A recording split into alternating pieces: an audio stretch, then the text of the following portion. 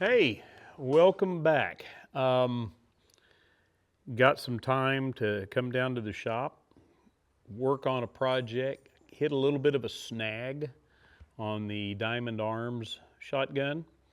So I've kind of put it aside for just a little bit and kind of doing some other stuff. But a couple things I've been doing is I've been making paper cartridges for my Pieta 44 caliber Navy pistol.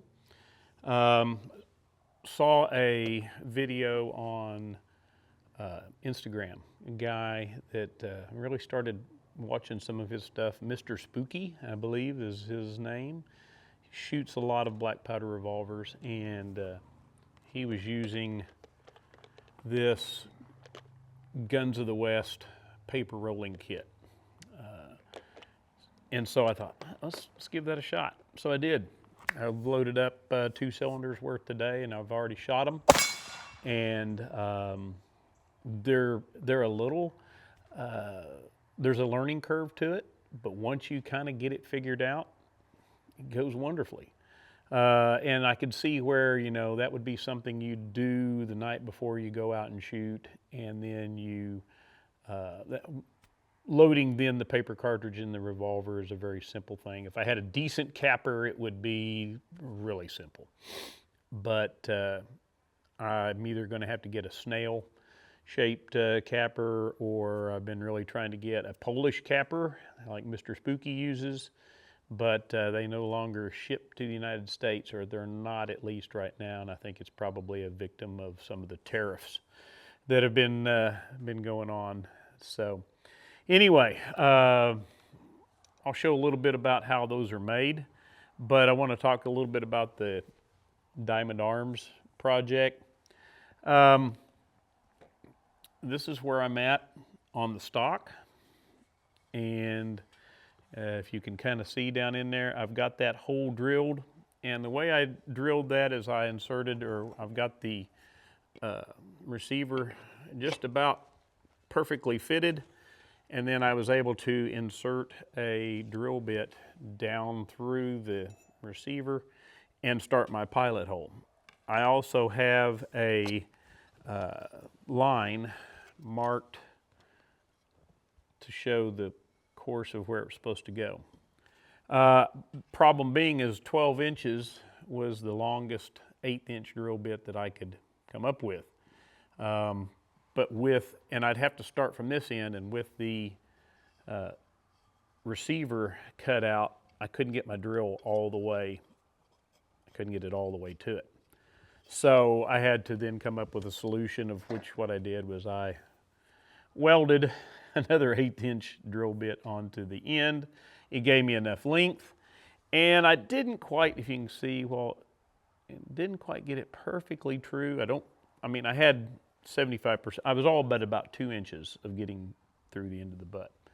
So I don't think that's what caused it. But my concept was drill the 1/8 inch pilot hole, get it to come out where it needed to come out, then take my 3/4 inch Forstner bit with an extension, and hopefully that point would follow that 1/8 inch hole, and then I would get the two to join, or I would drill it to depth,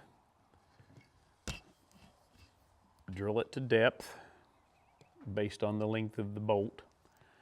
Then using a 3/8 inch brad point inserted into the Forstner hole, get it to then follow the 1/8 inch, and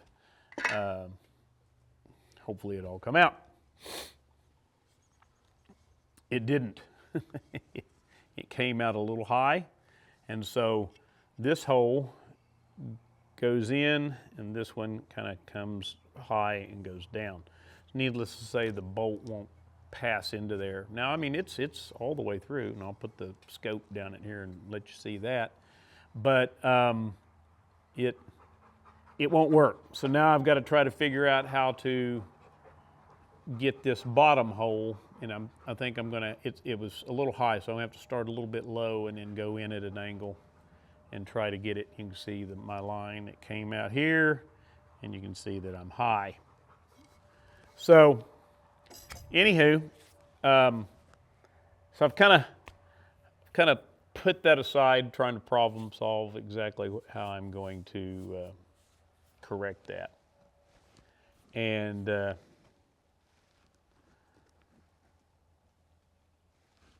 hopefully we can edit that out. It froze up. So anyway, I thought, well, let's not just completely stop. We're in the middle of turkey season.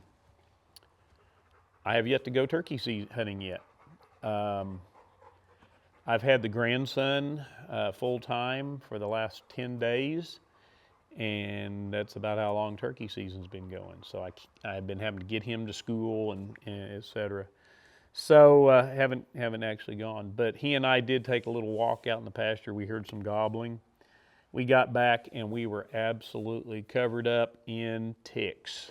So now I spent 36 years in the military, of which a lot of that time I wore penethrine coated uniforms.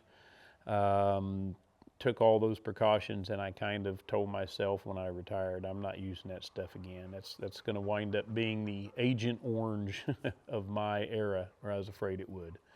So but when I got a bunch of ticks off he and I, and I wanted to go sit in the woods, I was like, I cannot afford to get, I've got Lyme disease once. I cannot afford to get it again. Not that it wasn't that bad of a deal, a little doxycycline, and knocked it right down. But what I really am terrified of is that omergal. I think I'm saying it right. Not being able to eat red meat just terrifies me. But so I finally decided, at my age, the damage has probably already been done. So I sprayed all my uniforms. I got some penethrine and sprayed them and got them hanging up to dry. And I sprayed and those are all my period 18th century clothes. I plan on going with the flintlock and going out and seeing if I can get a turkey this year that way. So that's what I got going. I did get back from the School of the Long Hunter. There will be another video on that. Got to interact with guys like Simeon England, Peter Kelly, Steve, and I'm going to butcher his name up, so I'm just going to put it down here. And Goingbach, I believe is how he says it. Anyway, I got to interact with those guys. It was the 350th anniversary of the signing of the Declaration of Independence. The 250th signing of the Declaration of Independence. So the kind of the focus of the School of Long Hunter was the frontier militia. Also got to make another Simeon England tomahawk. I've got it done. Yeah, it really was done before I left. And I'll show it here in a minute. Got to do that. Probably going to wind up gifting that to somebody.